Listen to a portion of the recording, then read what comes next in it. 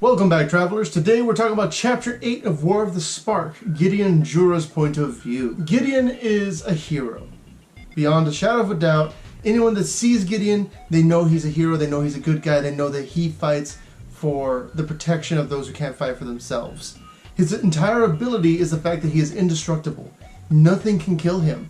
And, I mean, he's basically Superman, in the sense, or Captain America, in the sense that if there's something wrong, he's going to make it right. And it's cool because at this point in time, he lost one of his best friends, Liliana. She basically just straight betrayed him, and he thought there was so much potential in her. And he's kind of lost. In addition, he's also about to face off against Nicol Bolas. The last time he fought Nicol Bolas, he bounced him around like a rubber ball. There was literally no chance of Gideon defeating him one-on-one. To make matters worse, his indestructible armor was actually pierced by Bolas. Just to prove a point that Gideon was not invincible, that Gideon could be killed, and that if Bolas felt like it, he would kill him. Here Gideon refers to himself, he thinks to himself, what is planning? Why do plans matter? All that matters is that we need to go, we need to do it, we need to do something. Just do something. And it's cool because, much like Liliana, you can see that secondary color bleed in Gideon. He's mono white, but he's more red-white than anything else. A good example of his red-whiteness is where he came from. Before he was Gideon Jura, he was Gideon Jura. And Gideon Jura was from the Greek, I believe I mentioned him in when I was talking about planeswalkers. Gideon Jura was from Theros, which was a Greek plane. Gideon was basically like a street rat, Aladdin style, in the city of Akros. Pretty sure it was the city of Akros. And Akros is red-white in general, as a city. Its motif is red-white. And he was a thief. He had his ruffians that he worked with, his irregulars is what he called them, Kithian's irregulars. They were his best friends, and they were just like a little street gang. And they basically wind up becoming these defenders and protectors because Gideon is mentored by a prison warden to become more than he is.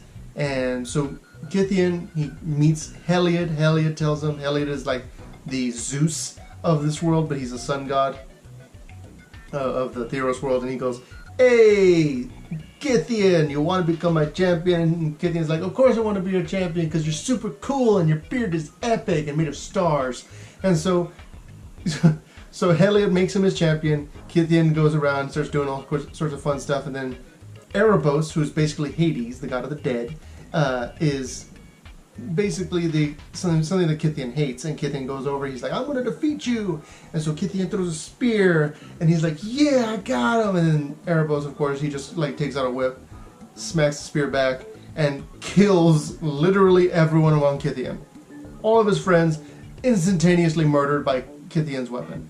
Gideon, of course, does not die because he is indestructible, but he couldn't save his friends. And as a result, his planeswalker spark ignites, he goes to bed, they think his name's Gideon, yada yada yada, he gets to the point where we are right now. Gideon sees things along the side. He goes, strategist, tactician, that was never me. A general? No. A foot soldier? Yeah. I'm a sergeant at best. A fighter, a brawler, and maybe a weapons master. So Gideon doesn't really see himself in a high position. He doesn't really see himself in that kind of way. If anything, he's just a person that you point him in a direction, he goes, he does his job. That's all he wants to be. He just wants to serve. The plan, pretty simple. Teferi creates a time bubble so that Bolas is slow. Gideon uses his law magic to basically bind Bolas, make the law last a little bit longer. Gideon comes in with the sword, plunges it into the Bolas, and then the story's over. Right? Right. Gideon, being the kind of defender that he is, he sees that there's all these people in trouble. They're running away. He thinks they need to get to safety. They don't know what's going to happen. This is going to get violent real fast. And Jason's like, forget them. You need to just keep moving forward. We got to do what we got to do. If we can kill Bolas before he gets any of his plans off, before the Eternals show up, we don't have to worry about them. That's all we have to do. And so they're running. They're on their way. Then there's this huge crash. Gideon looks behind him, sees that there's a giant portal that has just slammed and cut the embassy in half. He sees the building just kind of down because it's lost support. It's all kinds of bad. And he remembers that Chandra's in there. He's extremely worried about Chandra. And then he's like, oh wait, there are other people in there too. I should worry about them too. Gideon is not happy with the way things have gone and is extremely, extremely, extremely upset. Next chapter, we'll be meeting a new planeswalker. His name is Dak Faden. Dak Faden is basically the Nathan Drake or the Indiana Jones of Magic, and is all about stealing stuff and being charming. So I guess we'll see how that particular plot line goes with Dak. Also kind of a short chapter, so I guess we'll have another one under 10 minutes. But until we get to that point, thank you for watching.